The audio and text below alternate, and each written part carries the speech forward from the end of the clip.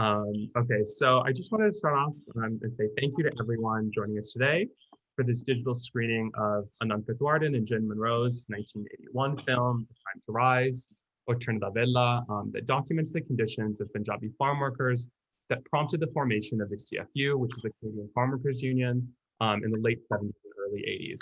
And we're so lucky to have Anand here for a talk back after the film. So many others who you're just meeting now, who were involved in the making of the film and the CFU, who are joining in the audience today. On what I just realized is actually the 40th anniversary of A Time to Rise. So a big round of applause for that. And I just wanted to give a shout out to the people who are in the audience. Nettie, Harinder, Jim, Raj, Craig Berggold, Sukhwant Hundal, Sadhu. It's a pleasure to have you all with us, and Martin as well. And sorry if I missed anyone, there's like so many screens. So before we begin, I wanted to let you know that we will be recording this event. If you want to turn off the camera, please feel free to do so at any time. I'm going to start off with some thank you notes and comments about our presenting organizations. Yeah, then I'll offer a land acknowledgement to situate today's event. After that, we're going to delve right in. I'll share a Vimeo link to the film, and you'll all kind of watch that separately. Just for bandwidth issues, we thought that would probably be the best way to get kind of the clearest picture. And then around 11:50, 11:55, we'll gather back here and I'll spotlight Anand Patwardhan to discuss the film. We've allocated a bit of time for a short Q&A at the end, so please just hold your questions until then, and we'll give you further instructions on that. So before we go any further, I'd like to introduce myself. My name is Sajdeep Soomal. I'm a PhD student in the Department of History at the University of Toronto. I'm also a collective member for Sanghum Film, which is a new Toronto-based film organization that showcases works that transit boundaries of language, form, and genre within and beyond the Indian subcontinent. It was started by the formidable film programmer and designer Rupali Morzaria, who you see on screen here, as well as Aditya Agrawal, who eloquently writes about and programs experimental film in both Toronto and Delhi, who's also with us today. And I need to, they both did an incredible amount of work behind this and get Sanghum Film off the ground, get us the funding so that we can do events like this and bring communities together. I also have to thank the Agricultural History Society for their generous financial support and encouragement to get this event off the ground, and to think about this earlier chapter of like South Asian farm worker organizing, specifically in light of the farmer protests in India that are ongoing right now. So special thanks goes out to Julia Brock, who's in the audience, and Joseph Anderson for their patience and support over the past month. So I also wanted to offer a land acknowledgement, and there are so many tools, practices, and structures out there to help us make sense of our entanglements and political commitments while guiding us through our day-to-day decisions and pathways through life. And land acknowledgements are kind of one of my favorite of those tools. So I'll start off by letting you know that right now, my whole life is in downtown Toronto, and that is the traditional land of the Huron-Wendat, the Seneca, Haudenosaunee, and most recently, the Mississauga of the Credit River. This territory, which is a site of human activity for over 15,000 years, is the subject of the Dish with One Spoon Wampum Belt Covenant, an agreement between the Iroquois Confederacy and Confederacy of the Ojibwe and allied nations to peaceably share and care for the resources around the Great Lakes. And subsequent Indigenous nations, peoples, settlers, and all newcomers like myself have been invited into this treaty in the spirit of peace, friendship, and respect. And for me, this history and agreement helps to guide my own kind of political activities and commitments here in downtown Toronto. Having said that, this event is not entirely happening in Toronto, but rather across digital space. Through the magic of Zoom calls and the crystal clear pictures of Vimeo. And I'd like to contend with that for a moment. So over the past year, I've been thinking about kind of some of the political implications of this push towards digital gathering in light of the coronavirus pandemic with my colleagues at the Technoscience Research Unit. And so I want to stretch the genre of the land acknowledgement to think about all of the peoples and lands that have been enveloped into making possible this privatized digital sphere. And so we might think about the bauxite miners in Orisha who extract aluminum, that encases the computers that we're using. We might think about the workers who are contending with birth defects because they're, working in semiconductor manufacturing plants in China and Korea. And then we might think also about what are those social and political movements that are operative in those spaces, from the Adivasi activists to the unionizing workers. What they're doing is they're fighting the global digital technologies industry as it continues to more firmly extend its grasp over free people and common good, all in the name of profit. So, today, as we think about the farmers and farm workers that are taking on corporate agriculture in India now, we might remind ourselves that the struggle against privatization and corporate profit is unfolding on many different fronts in many different places around the globe, and that we must kind of, extend our political commitments and communities accordingly. And I think the land acknowledgement, provides an interesting tool to help us do that. I would also be remiss if I did not take a moment to acknowledge the undocumented remains of 215 children that were found this week, buried in a unmarked grave outside of the former Kamloops Indian Residential School. These Indigenous children died facing the genocidal practices of the Catholic arm of the Canadian states. And I'd like to just take a quick moment of silence for them.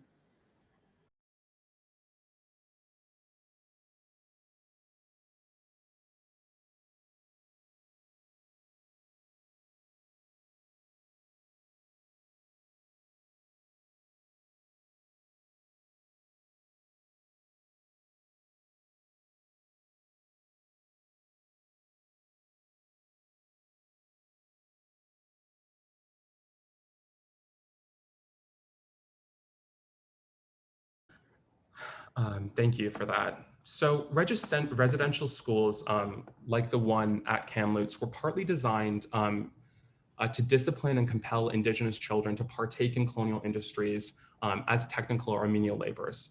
And these industries ranged from housework to agriculture. And I'm bringing this up because I want to highlight that the people running and teaching at Kamloops Indian Residential School had this vision, this idea that some of those 215 Indigenous children would actually labor on the white-owned berry farms that dot along the Fraser Valley, those same farms that are the subject of this film that we're going to be watching today. And so as we deep dive into the kind of Punjabi and progressive South Asian farm worker organizing that happened in British Columbia during the 70s and 80s, let's not forget about these lost children, who I think just always kind of continue to haunt our frames, if they're not placed kind of within them. A Time to Rise is available to watch at nfb.ca, the website for the National Film Board of Canada. Yeah, I think we're going to get started with the conversation. So I'll invite Anand to turn on your camera and join us. Everyone can feel free to turn their cameras on, leave them off. It's totally up to you. Again, we are recording the conversation. For anyone who would like to ask questions to Anand, you can send them directly to Rupali Morzaria, who's kind of waving there. She's going to be moderating the Q&A afterwards. Start off by thanking for everyone for coming to watch the documentary today. And I'm so happy to introduce Anand Patwardhan.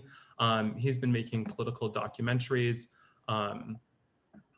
over 4 decades, pursuing diverse and controversial issues that are at the crux of social and political life in India. Many of his films were at one time or another banned by state television channels in India and became the subject of litigation by Anand, who successfully challenged the censorship rulings in court. Anand received a BA in English Literature from Bombay University in 1970, won a scholarship to get another BA in Sociology from Brandeis University in 1972, and earned a master's degree in Communications from McGill University in 1972. Anand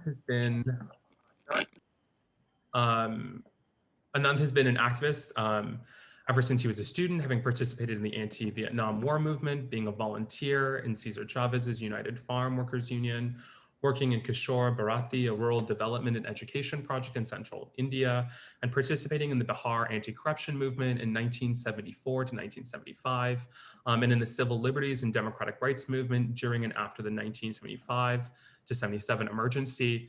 And since then, he has been active in movements for housing rights of the urban poor, for communal harmony, and participated in movements against unjust, unsustainable development, militarism, and nuclear nationalism. And so I want to thank Anand for being with us. So I wanted to open up this conversation by talking about what was happening before you arrived in British Columbia to shoot this film. And so from my understanding, it was in the context of the emergency era crackdowns that you decided to leave India and apply for an MA at McGill University, which is also where I did my undergrad. And then you got involved in the work of the Indian People's Association of North America, or IPNA, which was a for those of you not familiar, that was a progressive South Asian organization that was formed explicitly in response to the emergency, I believe on the day that the emergency was declared. But then kind of in the late 70s expanded its activities to include all different forms of political action and solidarity work. And I think that, IPNO is this really important space for the development of Indian Marxism outside of the subcontinent, and small chapters across North America. And I believe you were involved with the Montreal chapter that had its own BC Farm Workers Support Committee. And Dolores Chu, who was involved in IPNA and then went on to start the South Asian Women's Community Center and is with us today, was telling me that one of the theater pieces that's featured in the film actually came out of that support committee, and that you did theater work to kind of raise money for the movement. And so I was wondering if you could just start off by just telling us more about kind of this move to Montreal, how Montreal and IPNA shaped your political consciousness. What role did McGill play in that? Did this BC support, committee function? And kind of what led you to British Columbia? And you can feel free to call on your collaborators in the audience at any time as we kind of go through these questions. Yeah, I just wanted to say that Jim Munro, who's a co-producer, co-director, is here in the audience, and we should invite him whenever when we start talking about the film per se. But what brought me to Canada, you're right, was the emergency, because I had made a film against the emergency. I had made a film on the Bihar movement. So I had made a film which was about the Bihar movement, which actually led to the emergency being declared because it threatened the government of the day, Indira Gandhi's government. And they cracked down by imposing the emergency. And then had I stayed on in India, I would probably ended up in jail. But I cut this film into pieces and smuggled them abroad with whoever was leaving the country. And my coming to Canada was partly so that I could put those pieces back together. And I got help from the National Film Board of Canada when I went there, and they allowed me to use the editing table late at night, free of charge. And I also made friends at the film board, and some of them are here. I met Jim there. I met Martin Duckworth, who was a camera person on Time to Rise, and many other people. One person that I think I forgot to invite for this was Kirk Tugas, who was the other camera person on A Time to Rise. But I sent him a message just now. If Nettie or someone can give him a ring, or Jim, then we could get him on this Q&A as well. I've already sent that message, but I don't know whether he's awake or whether he'll see it in time. But anyway, I was already in Montreal and finishing up my film Waves of Revolution and showing it around North America against the emergency. No, I've actually got my timeline mixed up. When I first came to Canada, it was 75 during the emergency, but then I went back to India when the emergency ended in 77.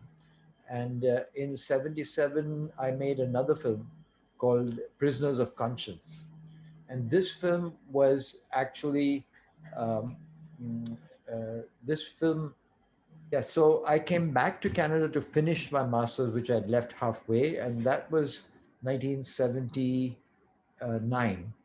And between 79 and 82, as I said, I'd made friends with the film board, and I met Jim Munro, and we decided, by this time we'd already started working, we'd formed a farm workers support committee in Montreal. And the farm workers had used prisoners of conscience, and they suggested that why don't we make a film about the farm workers, and Jim and I thought that was a great idea, and so we collaborated to make this film. And this film basically was an independent film with which the film board helped us to complete. I mean, in the sense, I did all my editing at the film board, and later on, and they also gave us free processing for the film. And later on, they liked the film, and they acquired it, so it became a film board film after the fact. Yeah, that's great. Yeah, I'm so curious to hear more about kind of, yeah, this process of like how everyone kind of got involved in making the film, whether you had challenges finding funding to make the documentary. Yeah, well, I think Jim had a lot of contacts in the labor movement as well, and so we were able to, and I had a few contacts, and we were able to get small amounts of money from, like the Canadian postal workers, and you see them in the credits. So this was tiny amounts of money, like $5,000, or so, but it all added up, and as I said, we got free support from the film board to complete the film, so we didn't have a lot of expenses at that level. And then we had camera people like Martin Duckworth, who's here, who's one of Canada's great documentary filmmakers and camera persons.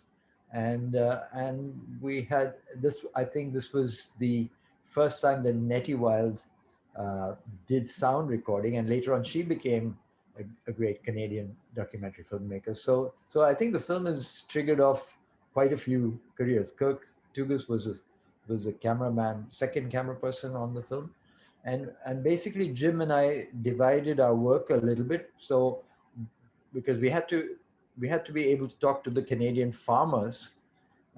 So Jim would do that, and then they would relax with him, and then I would talk um, to the farm workers, and so this was a good partnership because we were able to cover both sides. Yeah, I just wanted to pick up on maybe talking a bit more about the soundtrack of the film itself. And the title of your film, Uthan da Vela, is actually taken from the final track of the film that was written and composed by Santram Udasi. And maybe there's a question that Anand and Nettie can both answer together. But for those who are not familiar, Santram Udasi was one of the major Punjabi poets who emerged out of the Naxalite movement in the 70s and 60s, and he was born in a Mizrahi Sikh family who were landless farm workers. He spoke about Dalit and revolutionary consciousness. He passed away in 1986, shortly, like only a few years after his visit to the UK and Canada, that was jointly organized by the IWA in the UK and the Vancouver chapter of IPNA. And his songs have kind of now become a staple at every revolutionary Punjabi gathering, including the kind of contemporary farm worker protests that are unfolding now in India. And I'm just wondering, could you just talk a bit about what it was like to work with Santram Mudasi? How did his involvement kind of shape the project in your documentary? And what did he make of this whole context of farm workers? So with the Santram Udasi, what happened was Ipana actually brought out a long playing record of all his because he had done this tour and they'd recorded, and so we had access to this music. So this is how I got the song, and it was a wonderful song, and it perfectly fit the moment of the film. Um, and it's yeah. So I think I don't remember spending a lot of time with him personally, but yeah, we were very familiar with his music. I don't actually speak understand Punjabi altogether, but I can sort of get 30-40% I can understand. Yeah, so Preetham spoke in Punjabi, I spoke in Hindi, and we were able to communicate fine, and which is true even now. If you go to Punjab, that's how we communicate, because it doesn't matter if you don't. The two languages are not that separate that you can always understand each other. So you got the gist of what they were saying, and later on, to be accurate, I got someone who knew Punjabi well too, so that the subtitling wouldn't go wrong. With another thing, I should say that the time we spent with Preetham was also, I remember what Martin Duckworth told me when we were filming. He said the way you can actually make, uh, the way to make a film is really to to spend a lot of time with one person and film one person the closer you get to people, the better the film will be. So that was something that we went to Preetham's place several times and got to know her, and that's how she plays a big part in the film. And yeah, I see Raj wants to say something. Yeah, no, Raj is the president of the Farmworkers Union, and you saw him becoming president. good morning or afternoon, wherever you are. No, I just want to talk about Preetham Kaur. BB Preetham Kaur is still alive and kicking. And so Wow. I was hoping that, one day we would all be get together in person. So I would invite her to come and say hello to everyone. She just turned 96, and her memory is just sharp as ever, and Oh, she's we should have doing called it today. I wish we can call it today. yeah. I didn't think about that. I should have done it. Like I could have gone to their house, maybe put her on Zoom. But anyway, we'll do it shortly. And so it's just wonderful that we all are here together. So I really hope that in the near future, we will all get together and do something in person. And so we can continue with this history and record it. And I'm also hoping Craig Berggold, who I can see on screen, would put his act together and finalize our book so we can also celebrate or continue to celebrate our history. So Craig, I'm putting you on spot personally here today. So you have to commit. But it brings back lots of memories, Anand, Jim and Nettie and all those people. We worked together for so long, went through the farms, and we faced all kind of difficulties and challenges working with, Judy is here, Harinder is here. It was a team that I'm so proud that we stuck together, we are still together, and we were able to do lots of stuff. But the struggle is not over. The struggle continues. Even though in our government here in British Columbia, we have brought lots of changes, but a lot more needs to be done. Yeah, Craig, did you want to maybe jump in? Hey, everybody. I was a photographer, and while I started out as a teenager picking tobacco in Southern Ontario, if you can believe it, used to be 20,000 young teenagers like me used to pick tobacco every summer in Southern Ontario. And that's how I came to the Farmworkers Union. But when I came to Vancouver, there's two people here that have passed away this year that I would like to acknowledge that were really, really important. One is Chin Banerjee, who was very active with Hari Sharma in forming IPANA, and we're kind of behind the scenes. And the other, of course, is my dear colleague and friend, Sharon Gill, who also passed away and who I cried very deeply because his death was so sudden. Thank you, Raj, for putting me on the spot. I was up till 3 o'clock last night writing a chapter. But I'm going to put in the chat a link to the Simon Fraser University archive for the Canadian Farmworkers Union that I created when I collected all of the CFU files and boxes that were in Sharon Gill's barn. Boxes and boxes of them. And then, of course, people like Harinder and Raj and Sarwan also donated boxes. And so we've compiled all of that photos and documents, and there's pictures of Anand and Pritam Kaur, and I'm going to keep popping them into the chat. But thank you, everybody, for allowing me to speak. And it's great to see everybody. Thank you. Oh, one thing. I have a new hat. This was the hat. If you didn't have this hat in 1980, you weren't on the cool team. This says "A Time to Rise," the Canadian Farmworkers Union, and it's dusty and it's falling apart. but I've managed to keep it as a relic. But so from one hat to another, thank you. I think we should call Jim on to say something. Jim?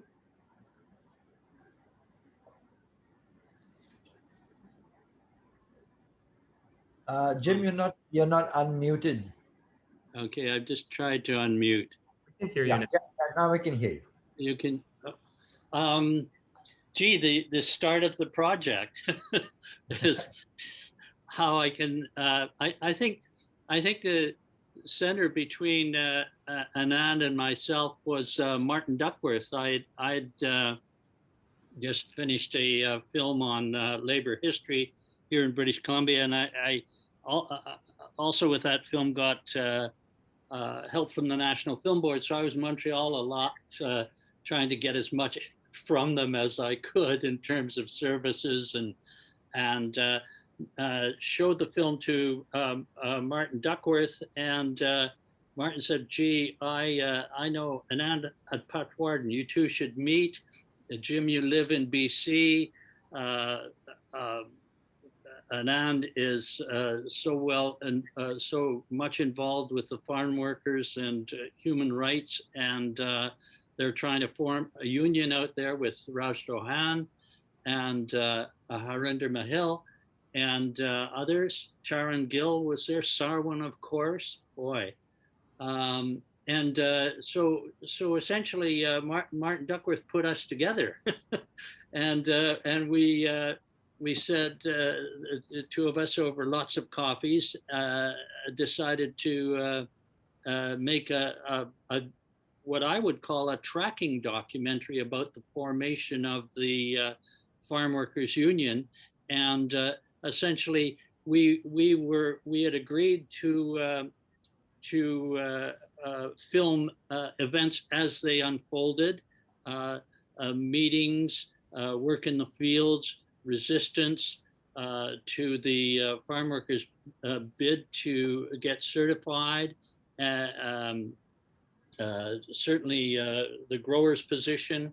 And we thought if we had certain characters in the film and used them as throughput, and of course, Freedom Kaur, who's just a force of nature. She really is. She's a very dynamic presence and very committed to the farm workers and organizing the union. And so we followed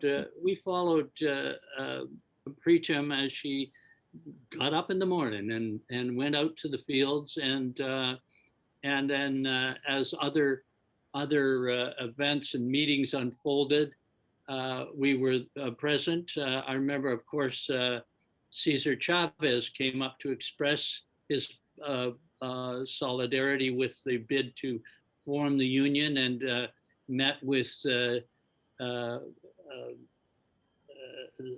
farm workers organizers, and so we filmed his presence and meeting, and that was all part of it. So there were a number of aspects to the characters and events which we were trying to capture. And of course, we had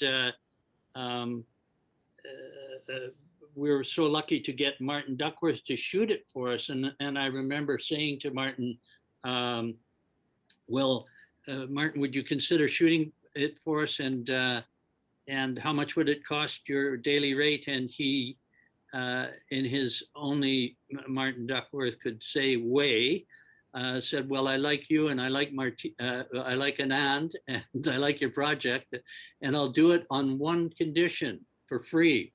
And the condition was we would get a very experienced sound recorder. So I immediately went to Nettie, who had never shot sound in her life, and said, here's a Niagara tape recorder. You have 2 weeks to learn how to shoot sound, because Martin is coming out. And furthermore, you'll have to convince him that you're a very experienced sound recordist. And of course, Nettie stepped up to the challenge, and I don't know if Martin knows till this day that Nettie had never had any experience. So that's an anecdote about it. Yeah, and another bit of serendipity was that Cesar Chavez came because when I was studying in America in 1972, at the end of my studies, I spent 6 months as a volunteer with the United Farmworkers in California. So I had already met Chavez, but I mean, I didn't know him well, but I was part of the organizing of the United Farmworkers. And so when I sent a message to them and I introduced the CFU people to the UFW people, he immediately agreed to come over. So that was a wonderful coincidence. And Anand, I also want to show you something that although in my office in Victoria is supposed to be non-political and all that, but I have displayed some of the pictures in my office. If you come to visit me in Victoria, I'll show you proudly. And one of them is this. Oh boy. Yeah. Young and handsome. It's there. I also do a project. It's called Speaker in Schools. So I do almost once a week, go to online virtual meeting with students in different schools, elementary schools, higher secondary schools, talking about politics in British Columbia. But it's always the first thing we start with Canadian Farmworkers Union and Time to Rise. And many of those classes have seen this film. Very proudly, their teachers show them, and then we start the conversation. So it's there in many schools, and it will continue to be there. And the other thing about the film is that it didn't remain just a film about workers organizing, but it was also used as a film against racism, because the film shows white workers and people of Indian origin workers all coming together and forming this union. So in many unions, they actually used it to fight the possibility of racism that exists in Canada. I also, I'd just like to jump in here, quite aside from the stories of being the world's worst sound recordist.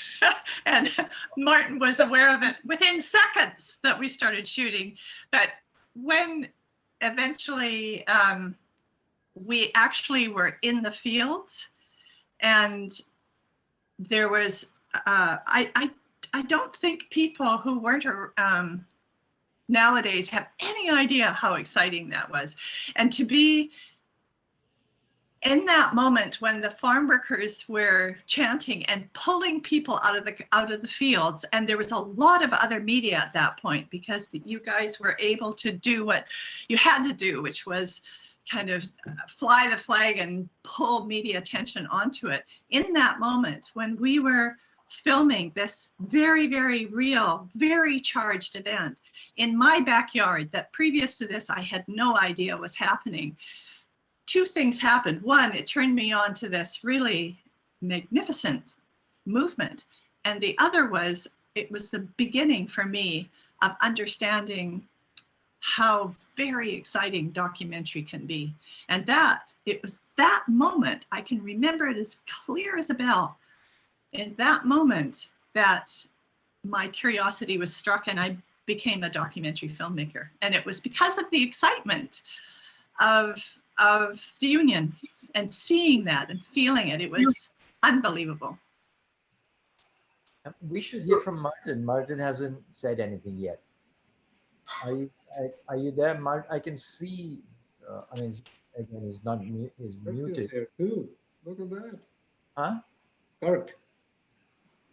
Martin, are you there? Can you send him a message?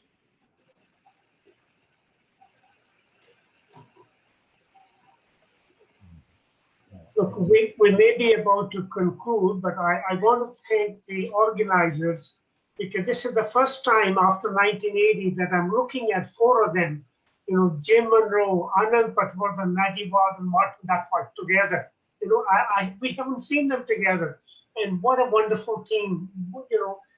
Each one of them is great documentary filmmakers that we have around the world, well known. And my gosh, thankful to all of you for documenting this piece of history. Otherwise, a lot of people would not have known that this ever happened. Thank you very much, Anand and Jim, for doing it. Thank you. It's so great to have all of you together in this room, just chit-chatting. I wanted to invite, Martin to say something. And then we have a question from the audience from Amy Lamb. And then we just want to end on maybe one more question, and then we'll probably wrap it up. If people have to get going, that's totally fine. We do have a recording of this event, which we'll try and share. And obviously, the documentation of this amazing movement will continue afterwards. So, Martin? I don't know if Martin is still there. I'm sorry, I can't see. Oh, can you hear me now? Yeah, we can hear you. I can't get through. I'm sorry. Yeah, we can see you and hear you. You can hear me? Yeah. Oh, great. Well, all I have to say, it is one of the happiest experiences of my life as a cameraman. It was very exciting to be involved in a struggle for social justice. Has been the main purpose as a career filmmaker and cameraman to get involved in struggles that are aiming at social justice. And this was I think, one of the most convincing experiences I ever had about how organizing can make a difference and how camera can make a difference. So I was very happy with it. What made it so easy was working with people that I loved, Jim and Anand and Nettie. Yeah. So it is a very happy memory. I'm very glad I was involved in it. And I want to remind you that there's a bit of a tiny moment in the film where you can see me with the camera. And that's the camera a secondhand CP16 that I bought from Martin. And then I went on to make another film called Bombay Our City with that camera. So this is how life as a filmmaker began. Well, I feel guilty about having charged you anything for that camera. I don't think it was a very good camera, was it? It didn't last very long. It made at least 2 films. Yeah. Oh, good. Yeah. Is it in storage somewhere? And then even the film that you saw a few days ago, Kamala Bai, because I lent that camera to Reena Mohan and my friends, and they made Kamala Bai with the same camera. Have you got it in storage somewhere? No, because then I exchanged it. I bought another CP16, also secondhand later, and then later I bought an Aton. So things moved on. Oh, good. All right. So it served a purpose. Yeah. Okay. Yeah, Amy Lamb, maybe do you want to ask your question now? Yeah, sure. Thank you, everyone. Thank you for Sajdeep, the organizers, for showing this film. And it's so amazing to see this reunion. It's actually so moving to see all of you together and talking about what happened and how it's affected your lives afterwards. The question I had was, I think Nettie referenced it a bit when she was talking, that moment where the union members are rallying, walking past the fields, and then they get the workers in the fields to stop working and come and join them. And that's just such an amazing moment. And I wanted to hear a bit more about the context. Was that their plan all along? Were there other fields that they walked by where it didn't work? What happened afterwards? Yeah, thank you. So I think maybe Raj would be the best person to talk about that. I mean, that moment where we were in the fields, and it didn't happen. It wasn't pre-planned. I mean, it was, although I think Preetam Kaur knew that we were coming. So she was waiting for us. And you can see that she sees the demonstration arriving from a distance, and she's already excited and then helping to pull other people out? Yeah, it wasn't pre-planned, although when we were doing those rallies and marches in the field in Clearbrook, Abbotsford area, almost on a regular basis.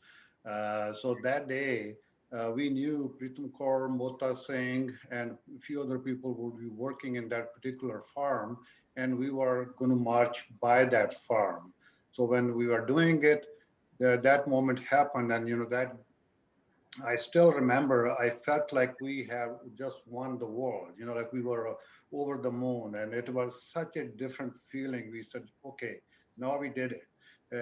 When Pritam Kaur came out with that energy, that passion, that like singing, it just turned people around. And apart from our own movie makers, the other mainstream media, they were there. They thought, like we are clearly replicating the same struggle as it happened in California in the Fraser Valley. So the excitement, it was just so much around there.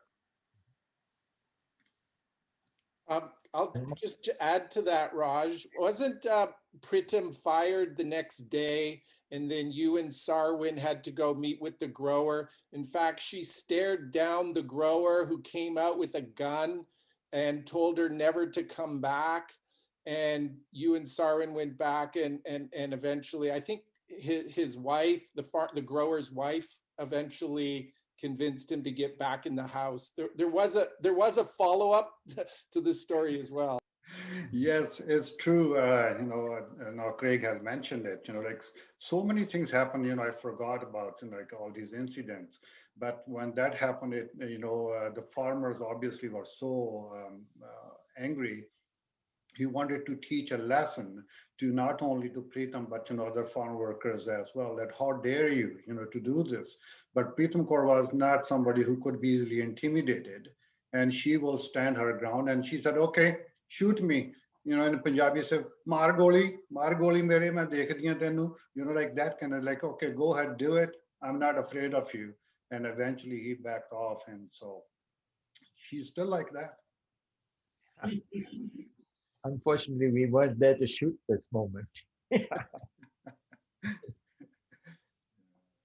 Yeah.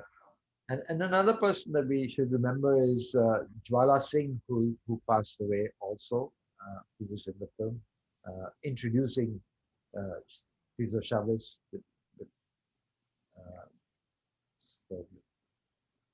My disappointment was that this film was only 38 minutes long. I know Anand and Jim shot this film for hours and hours and hours. We could have it totally, like 3-hour long film with so much more footing there, but it was condensed to 38 minutes. But again, as mentioned earlier, this film has been shown by every single trade union in Canada many times over. And I'm showing this in the schools, in that project, Speaker in the School project. And those school kids, they watch it and they ask lots of questions. So actually, there's a story behind that. Jim and I talked about this when we were editing. It was very difficult. I was editing, and it was very difficult to cut the film down. But Jim also argued, and others did, that we have to make the film not so long because it should fit into the lunch hour of the workers. It should be something that you can show in the lunch break. So that was the logic behind keeping it short. No, it's a wonderful film, and we are all so proud of it. We're still waiting for Anand's 4-hour version of the film. I don't have the rushes. Come on, we'll get them to you. We know you, Anand. And also, you forget that this is the day of actual film, celluloid. So it's not like once you cut the negative, it's very hard to go back and find all the pieces that you cut out, unless you're very meticulous. Where is the master, the original 16mm AB roll for the negs? Where is that? It should be with the National Film Board if they have preserved it. I don't know. Anand, I seem to remember that you put a lot of the unused, the rushes in with the Quebec Cinematheque. Yeah. So it's possibly sitting there. Yeah, and there was some wonderful, just wonderful lyrical footage that was not direct to the task, but you know, spoke to the character of the organizers and the people and the workers that just couldn't be put in, and I think that footage is in the Quebec Cinematheque, and Robert Dodelan was kind enough to Yeah, who knows if he's forever. Yeah. So it could possibly be. We need somebody else to go and fish it out. I was just going to say, we do have Ajay Bhardwaj here with us today, who's a PhD student at UBC. And for his dissertation project, he's been working on making a film about the making of A Time to Rise, right? Ajay, I'm not sure if you're there, but if you want to kind of pop on and say something about that, feel free. But you know, we're hoping to actually screen that film as well when it's complete. And so hopefully we can all maybe get together, you know, under that context. You know, maybe in Vancouver itself, and you know, have breed them there, and maybe do it in person when the pandemic is over. Yeah, I'll yeah. Thank you, Saj. No, I mean, unlike most of you, actually, I'm not a Canadian, and I have a very little intuitive sense of the story I am handling. It's not like the kind of films I've done on Punjab, like which I know because I have an intuitive understanding. So this is something I started learning. And for the first time in my life, I made a film on a theme, on a subject about which I had no intuitive sense. So it's an interesting thing, you know, for a filmmaker. What do you discover when you enter an area, a thematic area, interact with subjects about which you have no intuitive sense? It does tell you a story, which is very different than the story you get when you have an intuitive sense of the subject. So I am looking at it from that perspective. I have made a fairly long film. The cut is there. I'm going to sit together with my crew and see whether we think it is good enough or we need to do something with it. But I'm bringing many things together, and I'm still processing it. So for me to be here, actually, I'm really grateful because I was wanting to hear a lot of people who would have a different take and understanding of what this film stands for. What does it mean? And for you, especially, and your generation of, you know, students born in Canada or studied in Canada who are not like me, you know, and I want, and your sort of appreciation and the desire to connect with those histories. It's from you that I'm going to learn more than I know myself about the film and its context and its politics. Thank you so much for giving me this window to share my views. Thank you. Ajay is very modest. I'm sure he knows a lot more than he lets on. And Ajay recently met with Preetam Kaur, and he did some interviews with her as well. Nice. Which will be amazing to see kind of when that film is further along and complete. You know, the one last question that you were asking, Ajay, was, you know, why are kind of my generation, you know, interested in this film? And I think, you know, a lot of us are kind of wondering, you know, what to do in the face of the kind of ongoing farmer protests that are happening in India, you know, where kind of Dalit farm workers are joining together with upper caste, you know, farm owners to kind of fight back against the privatization and corporatization of agriculture there. And yeah, I'm just so curious, you know, to kind of know from all of you who are organizing and doing farm worker organizing, yeah, what your thoughts are, you know, on the unfolding situation, what we can do here in Canada, you know, which can seem quite far away at times. Maybe Anand, if you want to like start off and. Yeah. So what's happening in and around Delhi with the farmers movement is just unprecedented, because as you know, we now face an extreme right-wing government, a Hindu fundamentalist government that has basically you know, done a huge number of things to many different sections of society. last year or 2 years ago, they attacked the Muslim community by basically disenfranchising them by saying that Muslims were second-class citizens. They brought a Citizenship Amendment Act by which people from outside India who were trapped outside, refugees that wanted to come back to India and become citizens, would be allowed, all except the Muslims. So they had no logic, and it's completely unconstitutional, but they passed this bill because of their brute majority. And then now they've passed farmers' bills, farm bills, which basically turn over everything to the big agribusiness. And so the farmers are protesting, and maybe for the first time in our history, we see some unity growing between Dalit workers in the farms and the farmers, because they have a common enemy, which is the big agribusiness. And so that is a moment in progress right now. Of course, very much complicated by the pandemic.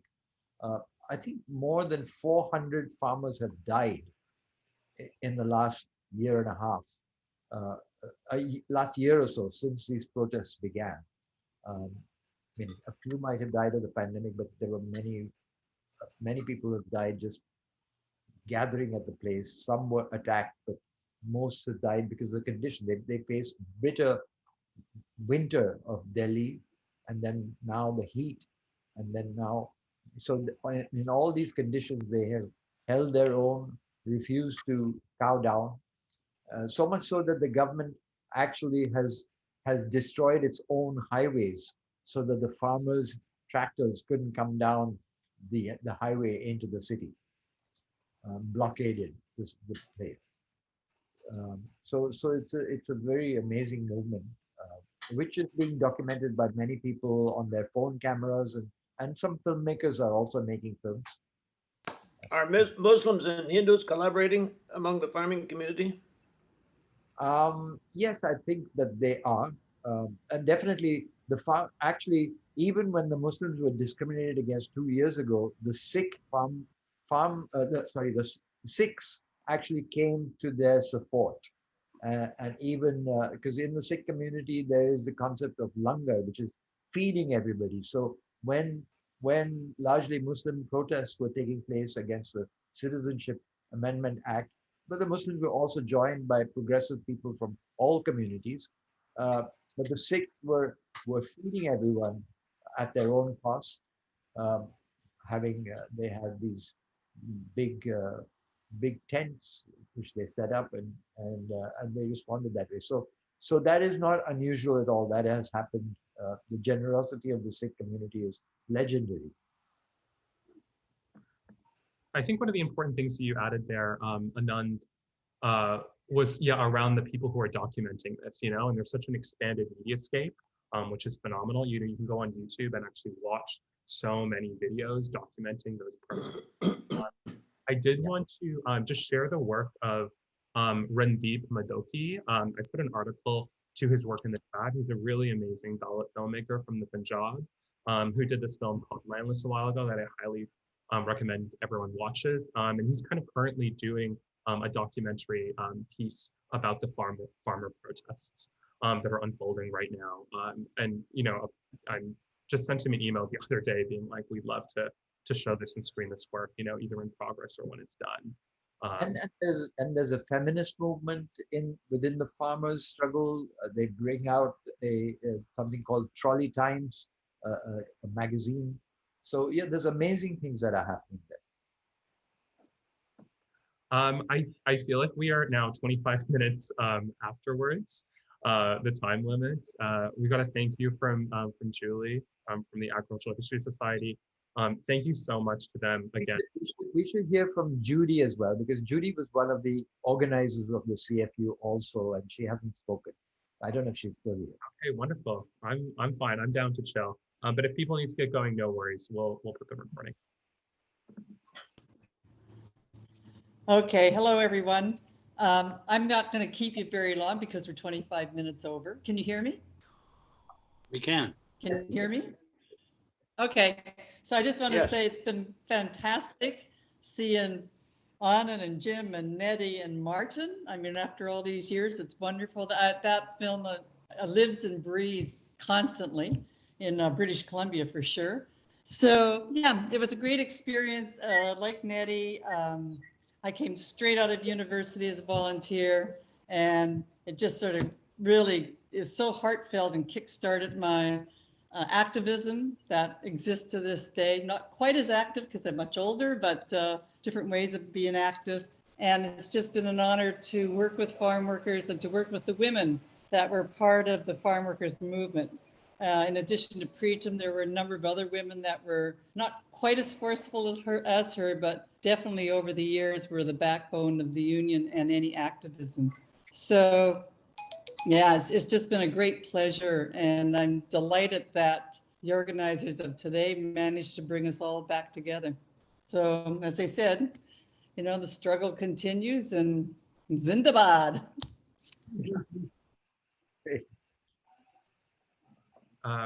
Okay, wonderful. I think just you can turn your cameras off. Let's give a round of applause to all of the organizers, to the whole production team, to Anand, and everyone who made it. I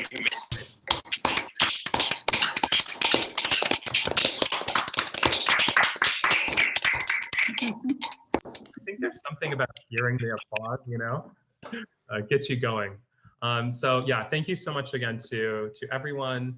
Yeah, have a lovely day. Stay in touch. I don't think there's any other housekeeping. Is there, Rupali? No, okay, we're good to go. Okay, thank you, everyone. Okay. Thank you. Bye-bye, everyone. Good to see you, Anand. We'll see you all soon, okay? Hope you've all taken your shots and everything. I'm waiting because they've run out of vaccine. So hopefully it'll come in time. Yeah. Hope to see you all soon. Bye-bye, everyone. Good to see you. Stay safe. Bye-bye.